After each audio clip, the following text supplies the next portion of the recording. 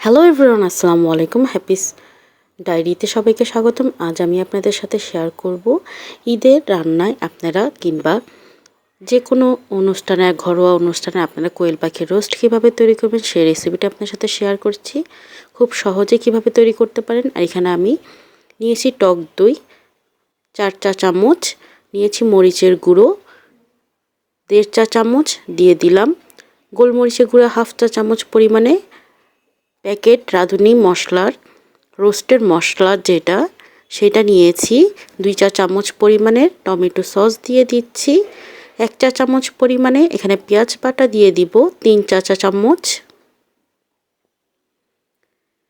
এরপর আদা রসুন পেস্ট দিয়েছি, আদা এবং রসুন মিলিয়ে আমি 1.5 চা চামচ নিয়েছি। নিয়ে ভালো মতো সমস্ত উপকরণ ভালো মতো মিক্সড করলাম। লবণ দিয়ে দিলাম স্বাদ অনুযায়ী, মানে 1 চা চামচ নিয়েছি। আর তেজপাতা দিয়েছি আমি এখানে একটা বড় সাইজের। এখন আমি পেঁয়াজ এবং কাঁচামরিচটাকে আমি একটু ভেজে নেব। এখানে পেঁয়াজ নিয়েছি আমি 6টা, মিডিয়াম সাইজে কাঁচামরিচ নিয়েছি 4টি। ভালো মতো একটু লালচে আকারে হয়ে আসলে এর মধ্যে আমি যে মশলাটা তৈরি করলাম তা দিয়ে ভালো মতো অনবরত মশলাটা কষিয়ে নিতে হবে। কষানো হয়ে গেলে আমি একটু পানি দিয়ে ভালো মতো আবারও কষিয়ে নিয়েছি।